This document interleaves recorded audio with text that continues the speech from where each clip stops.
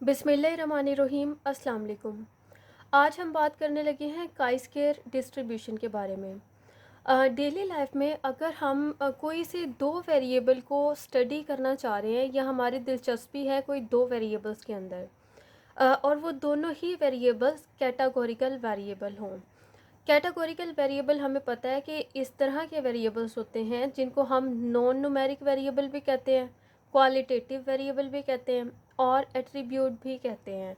जैसे कुछ एग्जांपल्स देख लेते हैं कि जेंडर जो है वो एक कैटागोरिकल वेरिएबल है। कैटागोरिकल क्यों है ये? क्योंकि जेंडर दो कैटेगरीज में या दो फर्दर हिस्सों में डिवाइड हो जाता है, जैसे मेल और फीमेल। इसी तरह एजुकेशन लेवल जो है वो भी एक कैटागोरिकल वेरिएबल है। कोई डिज़ीज़ स्टेटस भी कैटागोरिकल वेरिएबल है। तो बेसिकली अगर हम बात कर रहे हैं कोई दो वेरिएबल की और वो दोनों ही वेरिएबल कैटागोरिकल वेरिएबल हों, ऐसे जिनकी हम कैटेगरीज तो कर सकते हैं लेकिन उनको न्यूमेरिकली हम डिस्क्राइब नहीं कर सकते। उनकी न्यूमेरिकल डिस्क्रिप्शन सिर्फ उस वक्त मुमकिन होती है जब हम उनकी तादाद काउंट कर लें। जैसे कि हम कहें कि हम बात कर रहे हैं जेंडर की, और जेंडर में क्या होता है, मेल और फीमेल। ठीक है, आपसे पूछा जाए कि नंबर ऑफ़ मेल कितने थे, सपोज़ आपको 20 और नंबर ऑफ़ फीमेल कितनी थी, सपोज़ आपको 30। तो यहाँ पर ये 20 और 30 का मतलब ये नहीं है कि ये जेंडर जो है ये क्वालिटेटिव वेरिएबल नहीं है, बल्कि ये जेंडर एक क्वालिटेटिव वेरिएबल ही है, लेकिन हमने उसको फर्दर आगे क्वांटिटेटिव में कन्वर्ट किया है। ठीक है, जब हम बात करेंगे कोई दो वेरिएबल और दोनों कैटागोरिकल वेरिएबल हों, तो उसमें एक वेरिएबल को हम कहेंगे रिस्पॉन्स वेरिएबल और दूसरे वेरिएबल को हम कहेंगे प्रिडिक्टर वेरिएबल। अब रिस्पॉन्स क्या होता है और प्रिडिक्टर क्या होता है? रिस्पॉन्स का मतलब होता है कि हम देखना चाहते हैं कि क्या एक वेरिएबल किसी दूसरे वेरिएबल को मुतासिर करता है। तो मुतासिर होने वाला जो वेरिएबल होता है वो कहलाता है रिस्पॉन्स। ठीक है, और मुतासिर करने वाला वेरिएबल कहलाता है प्रिडिक्टर। ठीक है, ये वाला वेरिएबल अफेक्ट करता है इस वेरिएबल को। अब किस तरह अफेक्ट करता है? जैसे हम कहते हैं, हम जानना चाहते हैं कि जो लोग स्मोकिंग करते हैं क्या उनको कैंसर होती है। तो इसका मतलब हम कैंसर को किसकी मदद से जानना चाह रहे हैं? स्मोकिंग की मदद से। तो स्मोकिंग जो है वो डिज़ीज़ स्टेटस को डिस्क्राइब कर रही है। इसी तरह अगर हम जानना चाहते हैं कि क्या जेंडर के चेंज होने से एजुकेशन लेवल बदल सकता है, या अगर इसको दूसरे अल्फाज में कहें कि क्या मेल ज़्यादा एजुकेटेड होते हैं या फीमेल ज़्यादा एजुकेटेड होते हैं, तो हम एक वेरिएबल की मदद से दूसरे वेरिएबल को जानना चाह रहे हैं। ठीक है, और दोनों ही वेरिएबल हमारे कैटेगोरिकल वेरिएबल हैं। जिसकी मदद से जान रहे हैं वो प्रिडिक्टर है और जिसको जान रहे हैं वो हमारा रिस्पॉन्स है। अब जब हम यहाँ पर बात कर रहे हैं दो वेरिएबल्स की, तो दो वेरिएबल को अगर हमें उसके डाटा को कलेक्ट करना है और उसको एक जगह पे इकट्ठा करना है, तो हमें एक टेबल चाहिए होगा। टेबल में हम इस डाटा को किस तरह लिख सकते हैं? एक वेरिएबल को हम लिखेंगे इधर कॉलम वाली साइड पे, यहाँ पर कॉलम जो है वो उसकी वैल्यूज़ शो करेंगे, और दूसरे वेरिएबल को हम लिखेंगे यहाँ पर रो वाइज। ठीक हो गया? तो कॉलम वाइज हमारे पास जो वेरिएबल है वो है डिज़ीज़ स्टेटस, यानी कि कैंसर है या नहीं है, तो यस नो। स्मोकिंग स्टेटस यानी स्मोकर पर्सन है या नॉन स्मोकर पर्सन है। ठीक है, अब ये भी हमारे पास क्वालिटेटिव या फिर कैटेगोरिकल है और ये भी कैटेगोरिकल है। अब इसके डाटा को हम किस तरह कलेक्ट करेंगे? हम डाटा कलेक्ट करेंगे तो डाटा कलेक्शन में हमारे पास टोटल जो लोग होंगे तो उसको हम कहते हैं, सपोज हमारे पास टोटल नंबर ऑफ़ पर्सन जिनसे हमने इंफॉर्मेशन कलेक्ट की है वो है कैपिटल एन। ठीक है, हमने उन कैपिटल एन लोगों से पूछा कि आपको क्या, आप स्मोकिंग करते हैं? तो सपोज़ उनमें से 15 लोगों ने कहा कि नहीं, वो स्मोकिंग नहीं करते। तो हमने उनसे पूछा कि क्या आपको कैंसर है? तो उन्होंने कहा 15 में से सपोज़ 8 लोगों ने कहा कि नहीं, उनको कैंसर नहीं है, और बाकी 7 जो थे उनको कैंसर थी। ठीक है, ऐसे लोग जो नॉन स्मोकर थे उनमें से हमने ये देखा कि 8 लोगों को कैंसर है और 7 को नहीं है। इन दोनों की टोटल करेंगे तो हमारे पास यहाँ पर आ जाएगा इसका टोटल। ठीक हो गया। इसी तरह हमने स्टडी किया कि कितने लोग ऐसे हैं जो कि स्मोकिंग करते हैं, ठीक है, और उन स्मोकिंग में से कितने लोग ऐसे हैं जो स्मोकर हैं और उनको कैंसर भी है। तो सपोज़ हमने यहाँ लिख दिया कि 15 लोग हैं, ठीक है। उसके बाद कितने लोग ऐसे हैं जो स्मोकर हैं और उनको कैंसर नहीं है, तो सपोज़ हमने यहाँ पर लिख दिया कि ये 10 लोग हैं, ठीक है। अब इन दोनों को ऐड करेंगे तो हमारे पास यहाँ आ जाएगा 25। इन दोनों को ऐड करेंगे तो यहाँ पर हमारे पास आ जाएगा 17, और इन दोनों को ऐड करेंगे तो यहाँ हमारे पास आ जाएगा 23, ठीक है। अब इन दोनों को हम ऐड करेंगे तो हमारे पास यहाँ पर टोटल नंबर ऑफ़ पर्सन जिनको हमने अपनी इंफॉर्मेशन या स्टडी में इंक्लूड किया था उनकी तादाद बन जाएगी, और वो बन जाएगी हमारे पास 40। ये हमारे पास एक टेबल बन गया, जिस टेबल को हम कहते हैं कंटीजेंसी टेबल। Contingency table. अब अपने इस टेबल की बेसिस पे, या जो हमने डाटा कलेक्ट किया है, जो स्टडी हमने कंडक्ट की है, उसके पीछे हमारा एम था ये कि हम देखें कि क्या स्मोकिंग जो है वो वजह बनती है कैंसर की या नहीं बनती। तो इसके लिए हमें एक टेस्टिंग प्रोसीजर से इस डाटा सेट को गुजारना पड़ेगा। उस टेस्टिंग प्रोसीजर का नाम होता है कि हमें चेक करनी है दो वेरिएबल्स के दरमियान एसोसिएशन। एसोसिएशन का मतलब ये है कि इसके और इसके दरमियान क्या कोई रिलेशन या कोई ताल्लुक़ एग्जिस्ट करता है, क्या ये इसको मुतासिर करता है। तो इसके लिए हमें अपने इस डाटा को टेस्टिंग के प्रोसीजर से गुजारना है। अब टेस्टिंग हमारी जो है वो बेस करेगी 4 स्टेप्स पे। तो इससे पहले हम इस डाटा पर टेस्टिंग अप्लाई करें, पहले हम उन 4 स्टेप्स को देखते हैं।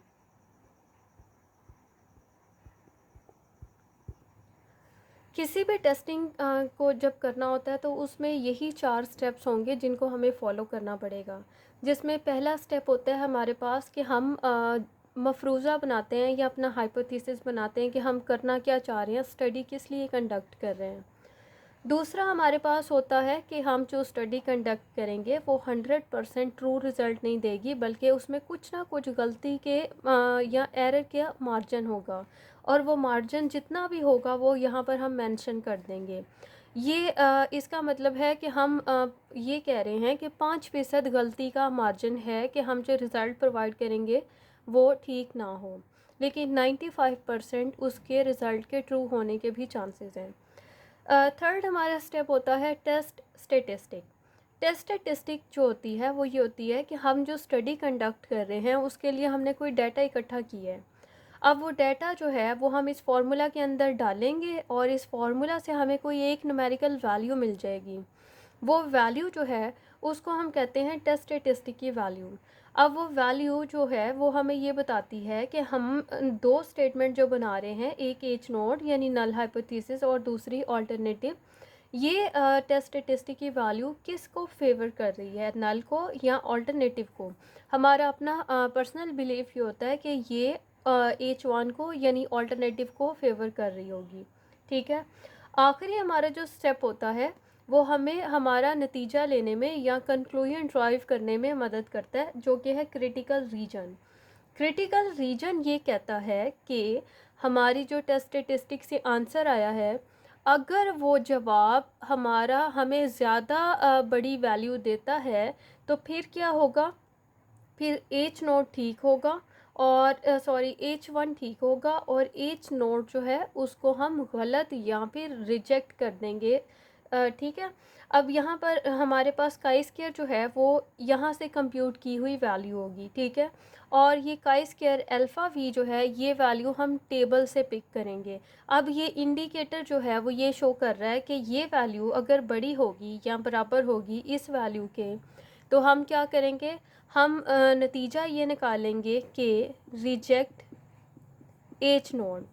मतलब हम कह देंगे अगर ये कंडीशन पूरी हो जाती है तो हम ये क्लेम करेंगे कि दोनों जो हमारे पास वेरिएबल्स थे वो इंडिपेंडेंट थे। अब इंडिपेंडेंट होने का मतलब ये है कि स्मोकिंग की वजह से कैंसर नहीं हो सकती या स्मोकिंग कैंसर की वजह नहीं बनता। दूसरा हाइपोथेसिस हमारे पास ये है कि स्मोकिंग कैंसर की वजह बनता है। जब डिपेंडेंट है इसका मतलब ये कि एक वेरिएबल दूसरे की वजह बन रहा है। जब इंडिपेंडेंट है इसका मतलब एक दूसरे पे कोई भी अफेक्ट नहीं डालते। ठीक है, अब यहाँ पर हमारे पास जो काई स्क्वायर है इसका हमें टेबल चूज़ करना पड़ेगा। हमारे पास यहाँ जो भी अल्फ़ा की वैल्यू होगी उसके अकॉर्डिंग हम टेबल में से वैल्यू पिक करेंगे। अभी अल्फ़ा हमारे पास है 5%, 0.05, तो हम यहाँ पर लिख देते हैं काई स्क्वायर 0.05, और टेबल की यही वैल्यू यहाँ से हम टेबल इस तरह का जो टेबल होगा उसमें से वैल्यू उठाएंगे। v जो होगा, v हमारे पास क्या होगा, v इक्वल होगा r-1, इसको हम मल्टीप्लाई कर देंगे c-1 से। r का मतलब है कि जो हमने टेबल बनाया है उसमें नंबर ऑफ़ रोज़ जो होंगी उसमें से हम माइनस करेंगे 1, और नंबर ऑफ़ कॉलम में से माइनस करेंगे 1, और उन दोनों को मल्टीप्लाई कर देंगे। जैसे अभी हमने जो टेबल बनाया था उसमें नंबर ऑफ़ रो थी 2, 2 में से 1 माइनस करेंगे, और इसी तरह 2 कॉलम थे तो 2 में से 1 माइनस करेंगे। 2 माइनस 1 1 हो जाएगा, ये भी 1 हो जाएगा, तो 1 को 1 से मल्टीप्लाई करेंगे तो इसका आंसर आ जाएगा 1। तो v हमारा क्या हो जाएगा, 1। तो इसकी बेस पे हम टेबल की वैल्यू कंप्यूट कर सकते हैं। काई स्क्वायर का टेबल हमारे पास होगा कुछ इस तरह का, जिसमें ऊपर मेंशन होगा डिस्ट्रीब्यूशन ऑफ काई स्क्वायर, और नीचे ये अल्फ़ा लिखा हुआ है, और ये सारी वैल्यूज़ हैं अल्फ़ा की। ठीक है, अब यहाँ से हमारा अल्फ़ा क्या है, 0.05, तो हम देखेंगे यहाँ पर ये किधर है, तो ये देखें ये है 0.05। ठीक है, इसका मतलब हम जो भी वैल्यू वो पिक करेंगे वो हम वैल्यू पिक करेंगे इस रो के, इस कॉलम में से। ठीक है, अब इस कॉलम में से कौन सी वैल्यू उठाएंगे वो हम देखेंगे v की मदद से। तो v क्या है, 1, तो यहाँ देखें ये 1, और ये 1 को हम ट्रेस करते जाएंगे, और यहाँ पर ये देखें 3.81 हमारी वैल्यू आ जाएगी। इस तरह हम कोई भी वैल्यू पिक कर सकते हैं इसकी मदद से। जहाँ हम अल्फ़ा देखेंगे पहले यहाँ से कॉलम डिसाइड करेंगे, और फिर v देखेंगे और यहाँ से रो डिसाइड करेंगे, और रो कॉलम में जो इंटरसेक्ट होती हुई वैल्यू आएगी उसको हम चूज़ कर लेंगे। तो ये वैल्यू हमारे पास आ जाएगी 3.81। अगर हमारा इसका जवाब 3.81 से बड़ा आता है तो फिर हम कहेंगे, क्लेम ये करेंगे कि हम नल हाइपोथेसिस को रिजेक्ट कर रहे हैं, यानी कि हम कहेंगे कि हमारे जो दो वेरिएबल हैं दोनों वेरिएबल डिपेंडेंट है, या स्मोकिंग की वजह से ही कैंसर होती है। अब सपोज़ ये हमारे पास एक डाटा दिया है जिस पर हम हाइपोथेसिस टेस्टिंग परफॉर्म करने लगे हैं और देखने लगे हैं एसोसिएशन एग्जिस्ट करती है या नहीं।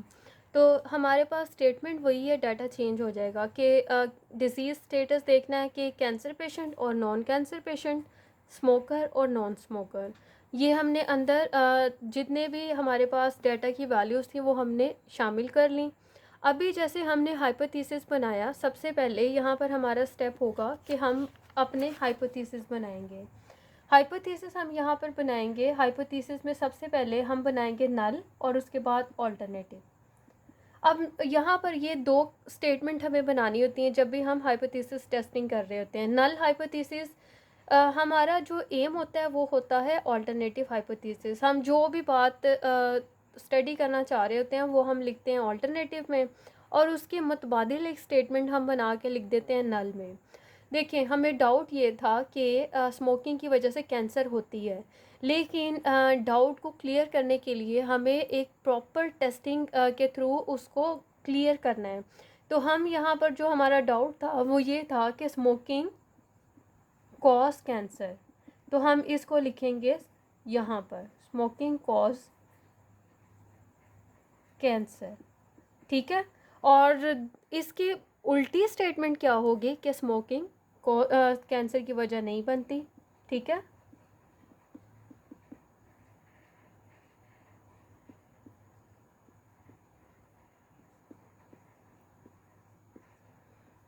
ठीक है, ये हमारे पास हो गया एक स्टेप। दूसरा स्टेप हमारे पास क्या है कि हमें अल्फ़ा की वैल्यू रखनी है, और अल्फ़ा की वैल्यू अगर तो हमारे स्टेटमेंट के अंदर गिवन है तो हम वही रखेंगे, अगर नहीं गिवन तो हम 5% रख लेंगे और 5% का मतलब है 0.05। ठीक, अब तीसरा स्टेप हमारे पास है, वो हमें इसकी वैल्यू कंप्यूट करनी है और इसकी वैल्यू हमारे पास क्या होती है, O I minus E I divided by E I. ऊपर वाली का हम स्केयर लेंगे और अब यहाँ पर इसको समझ लेते हैं फॉर्मूला को। पहले तो ये जो डबल समेशन है, जब भी डबल समेशन आती है तो इसका मतलब हम किसी ऐसे डाटा की बात कर रहे हैं जिसके अंदर दो डायरेक्शन शामिल हैं, मतलब रोज़ भी शामिल हैं और कॉलम्स भी शामिल हैं। तो सिर्फ ये डबल समेशन इसी बात का इंडिकेटर है यहाँ पर। ठीक है, ओ आई का मतलब है ऑब्ज़र्व डाटा।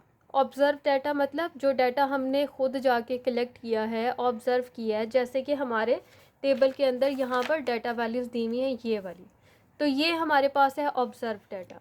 ठीक है, ओ आई की वैल्यूज़ हैं ये 4 वैल्यूज़, और उस ऑब्ज़र्व डाटा की मदद से हम एक डाटा सेट खुद से बनाएंगे जिसको हम कहेंगे एक्सपेक्टेड डाटा, और उसको ई से रिप्रेजेंट कर देंगे। ठीक है, दो डाटाज आ गए हमारे पास, पहले डाटा में से माइनस करेंगे दूसरे डाटा को और उसका स्केयर लेंगे, स्केयर लेके उसको डिवाइड कर देंगे एक्सपेक्टेड से। ठीक है, तो हमारे पास जो जवाब आएगा वो बन जाएगा काई स्केयर। अब पहले हम इसको कंप्यूट करते हैं और फिर चलेंगे हम अपने फोर्थ स्टेप पर। अच्छा, अब अपने फॉर्मूला को कंप्यूट करने से पहले हमारे पास जो स्टेटमेंट के अंदर टेबल दिया था उस टेबल को हमने यहाँ लिखा है और उसको रो वाइज भी टोटल कर लिया है और कॉलम वाइज भी टोटल कर लिया है, और इसको इसमें जब इसको ऐड किया है तो 96 हमारे पास बन गया, और इसमें जब इसको ऐड किया तो ये 96 बन गया। ठीक है, पूरे टेबल को ना हर तरफ से हमने row wise column wise total कर लिया है। अब ये जो रो के अंदर हमारे पास वैल्यूज़ थी ये वाली, इनको हमने कहा था कि ये हमारा ऑब्ज़र्व डाटा है, तो हमने लिखा ऑब्ज़र्व का ओ और नीचे लिख दी डाटा की वैल्यूज़। अब डाटा को लिखने का तरीका हमारी मर्ज़ी, हम जैसे मर्ज़ी लिख सकते हैं, कोई इसमें रूल नहीं है कि रो वाइज लिखना है कॉलम वाइज लिखना है, पहले कहाँ से शुरू करना है और ख़त्म कहाँ करना है। तो हमने यहाँ पर लिख लिया 9, 42, 17 और 28। आप चाहें तो 9, 17, 48 और इस तरह भी लिख सकते हैं या किसी भी तरह लिख सकते हैं। ठीक है, अब सबसे पहले हमारे पास यहाँ पर जितनी वैल्यूज़ ऑब्ज़र्व डाटा की है ना, उतनी ही वैल्यूज़ हमें एक्सपेक्टेड डाटा की बनानी पड़ेंगी। मतलब 9 के लिए हमें यहाँ एक वैल्यू चाहिए, 42 के लिए एक यहाँ, और इसकी यहाँ और इसकी यहाँ। ठीक है, सबसे पहले हम 9 के लिए एक एक्सपेक्टेड डाटा की वैल्यू बनाते हैं। उस वैल्यू को बनाने का तरीका अगर आपको आ जाएगा तो पूरा कॉलम हमारा बन जाएगा। अब देखें 9 हमारे टेबल में कहाँ है, यहाँ पर। ठीक है, ये है हमारे पास 9 की जो रो का टोटल है वो क्या है 51, और 9 के कॉलम का टोटल है 26। तो हम लिखेंगे 51 मल्टीप्लाई बाय 26 और इसको डिवाइड कर देंगे जो ग्रैंड टोटल है उससे, यानी 96। ठीक है, अब इन दोनों को मल्टीप्लाई करेंगे तो हम यहाँ पर मल्टीप्लाई कर देते हैं 51 मल्टीप्लाई बाय 26। ठीक है, डिवाइडेड बाय 96, तो हमारे पास आंसर आ गया है 13.81। तो हम लिख देते हैं 13.81। अब यही तरीका है बाकी सारी वैल्यूज़ के लिए एक्सपेक्टेड को कंप्यूट करने का। देखें 42 का जो भी रो कॉलम है उसको लिखेंगे, 42 का रो का टोटल है 51, तो यहाँ पर हम लिख देंगे 51, और इसका 42 का कॉलम टोटल है 70, तो इसको मल्टीप्लाई कर देंगे 70 से, डिवाइड कर देंगे 96 से। 51 70, ठीक है, और डिवाइडेड बाय 96, तो 37.18। 37.18। अब सिमिलर वे में हमने पूरा कॉलम मुकम्मल कर लिया है यहाँ पर। ठीक है, अब हम आते हैं नेक्स्ट कॉलम की तरफ। नेक्स्ट कॉलम में हमने क्या करना है, जो ऑब्ज़र्व वैल्यू है 9, इसमें से हमने माइनस करना है 13.181। ठीक है, उसका जवाब हमारे पास जो भी आएगा उसका हमने ले लेना स्केयर। तो हम यहाँ पर लेते हैं 9 माइनस 13.81। ठीक है, ब्रैकेट क्लोज, और उसके हम पावर ले लेते हैं 2। ठीक है, ये आ गया 23.14। 23.14 ठीक है। सेम वे में हम पूरा कॉलम कंप्यूट कर लेंगे। और अब ये हमने स्केयर्स कंप्यूट कर लिए जैसे हमने पहला स्केयर कंप्यूट किया था। अब क्या करेंगे कि ये जो हमारे पास ओ आई ये जो फैक्टर बन गया है, इसकी हर वैल्यू को हमने डिवाइड करना है इस वैल्यू से, इसको इससे डिवाइड करना है। तो 23.14 को डिवाइड करेंगे 13.81 से, तो यहाँ पर हम लिखते हैं 23.14 डिवाइडेड बाय 13.81। ठीक है, तो हमारे पास आंसर आ गया है, यहाँ पर वो हमने लिख लिया। इसी तरह इसको डिवाइड करेंगे इस पर, इसको इस पर और इसको इस पर, ये कॉलम बन जाएगा। इसको ऐड करेंगे तो हमारे पास जो जवाब आएगा उसको हम कहते हैं काई स्क्वायर। ठीक है, इसको निकालने का एक तरीका ये भी होता है, हम यहाँ पर ये जो ओ आई माइनस ई आई करते हैं, इसका जो भी जवाब आएगा उसमें से हम ओ आई माइनस ई आई इसको करके इसका जो जवाब आएगा उसमें से हम 0.5 माइनस करें और फिर हम स्केयर लें। ठीक है, लेकिन यहाँ पर मैंने इसको ऐसे ही कर दिया क्योंकि ये दोनों हमारे पास तकरीबन सिमिलर आंसर ही प्रोवाइड करते हैं। ठीक है, हमारा तीसरा स्टेप हो गया पूरा। अब चौथे स्टेप क्या है, काई स्केयर ग्रेटर देन इक्वल काई स्केयर एल्फ़ा वी। ठीक है, अब ये इसका जवाब क्या आ गया 4.88, ये ग्रेटर इक्वल का साइन वैसे ही। और ये हमारे पास क्या है काई स्क्वायर, अल्फ़ा हमने क्या लिया था 0.05, और वी हमारा क्या बनेगा, हमारे पास वी होता है r-1 मल्टीप्लाई बाय c-1। तो दो रो थी, दो में से एक रो कम करेंगे तो एक बच जाएगा, कॉलम भी एक कम करेंगे एक, तो वी बन गया 1, तो यहाँ आ गया 1। ठीक है, अभी हमने आंसर इसका देखा था कि हम किस तरह वैल्यू सर्च करते हैं, तो हमारे पास इसकी वैल्यू आ गई थी, इसका आंसर हमारे पास आ गया था 3.84। अब ये वाली वैल्यू बड़ी है इस वैल्यू से, तो हमने नतीजा ये निकालना है कि हम एच नोट को रिजेक्ट कर रहे हैं या हमारी नज़र में जो नल हाइपोथेसिस है वो गलत हाइपोथेसिस साबित हो गया है। नल हाइपोथेसिस क्या था कि स्मोकिंग की वजह से कैंसर नहीं होती, तो इसका मतलब ये स्टेटमेंट गलत है। तो फिर ठीक स्टेटमेंट क्या है कि स्मोकिंग की वजह से कैंसर होती है, तो ये हमारा कंक्लूजन निकल आया है। अब यहाँ पर हमने डीलिंग की है 2x2 टेबल के साथ।